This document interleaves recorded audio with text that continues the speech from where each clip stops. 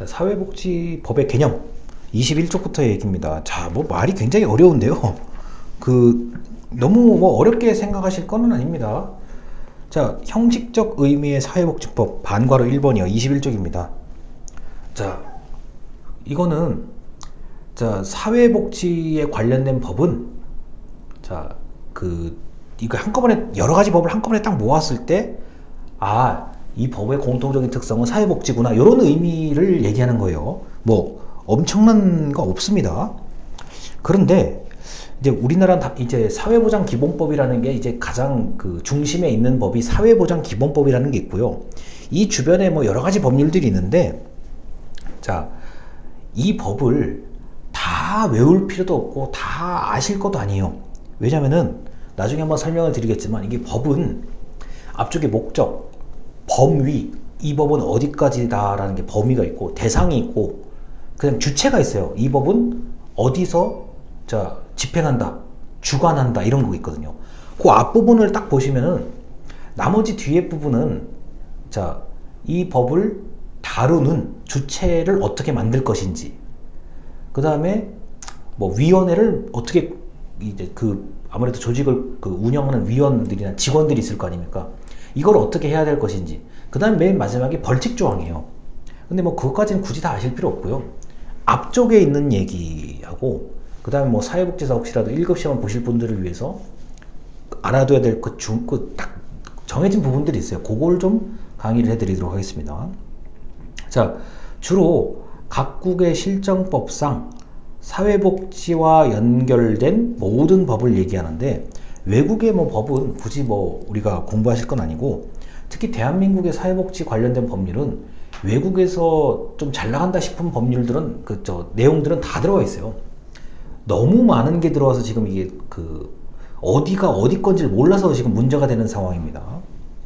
자, 그래서 뭐 저 강의 자료 보시면은 우리나라는 독일의 법전과 우리나라의 민법, 형법과 같은 이런 총괄적인 법은 없다고 하더라도 사회보장기본법에 따라서 이게 중심이고 나머지가 이렇게 둘러싸고 있는 그런 형태입니다. 사회보험법은 뭐 연금, 건강보험, 노인장기요양보험, 산재보험, 고용보험이 있고요. 우리가 보통 여기서 이제 4대 보험이라고 얘기를 하죠. 4대 보험이요. 자, 공공부조인데, 국민기초생활보장법, 의료급여법, 긴급복지지원법 등이 있고요. 사회복지 서비스도 마찬가지요. 노인복지, 아동복지, 장애인복지 등등 해서 대상별로 다 법이 정해져 있죠. 자, 이렇게 해서 이제는 여기다가 우리가 청년에 관련된 복지도 이제는 등장한 지가 좀 시간이 좀 됐잖아요. 그래서 앞으로 많은 일들이 사회복지 법률 안에 들어올 거예요. 우리나라 현재 전체 예산의 48% 정도가 복지와 고용노동이에요. 절반이에요, 절반. 그냥 딱 절반이에요.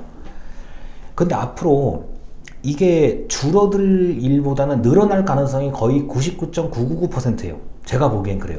그러면 왜 우리는, 어떤 특정한 집단에서는 왜 우리는 관심을 안 가져주냐? 정부가 우리를 위해서 뭔가 좀 법을 새로 만들거나 개정을 하거나 해줘야 되는 거 아니냐 하면, 이 법의 영역이 엄청 커질 거예요. 이 사회복지 쪽은 특히 그래요.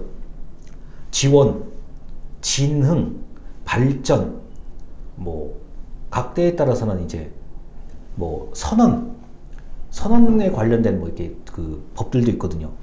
이러면 사회복지에 관련된 법이 엄청나게 많이 늘어날 거예요. 자, 그래서 나중에는 법의 명칭을 외우는 것조차 이게 쉽지 않을 수도 있거든요. 이미 그렇게 돼 있어요. 또 이미 그렇게 돼 있는데, 이제 여기서 그러면 제가 어떻게 그러면 뭘 얘기를 드려야 되냐? 방금도 말씀을 드렸듯이 목적, 범위, 대상, 주체, 그 밖에 그 법에서 좀 알아야 되는 것들, 요걸 중심으로 강의를 할 수밖에 없습니다. 자, 그래서 지금 22쪽에 보면은 뭐 실질적 의미의 사회복지법이 또 나오는데, 이건 뭐 그렇게 엄청난 얘기들은 아니에요. 실질적 의미의 사회복지법이란, 자, 강의 자료입니다. 자, 법의 형식과 명칭에 관계없이 사회복지법에 담겨 있는 공통의 원리를 말한다 라고 되어 있어요. 자, 그래서 실질적 의미의 사회복지법은 자, 넓은 의미가 있고 좁은 의미가 있다라고 되어 있는데, 이제 이게 우리나라는 이게 섞여 있지 않나 싶어요. 이게 넓은 의미의 사회복지법은 뭐 보건, 교육, 주택 이렇게 되어 있는데, 이미 보건도 영역이 엄청 크고요, 교육도 영역이 엄청 커요.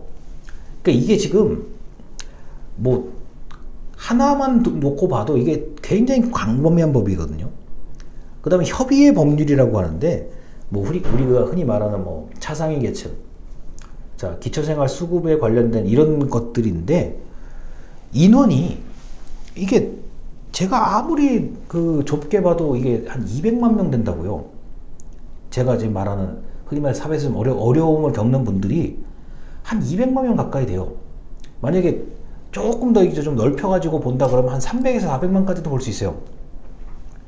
우리나라 인구 5천만이 이제 조금 안 돼요. 여기에서 자, 10분의 1이 500만이잖아요. 자, 그러니까 10%가 500만이잖아요. 5%는 250만 명이잖아요. 한 5% 정도로 봐요. 이런 법에 해당되는 분들이요. 그러니까 이게 넓게 보냐 좁게 보냐의 의미가 얼마나 있겠냐고 하는 거예요. 제가 지금 말하고 싶은 거는. 그래서 자, 22쪽의 표는 모르셔도 됩니다. 제가 보기에는요.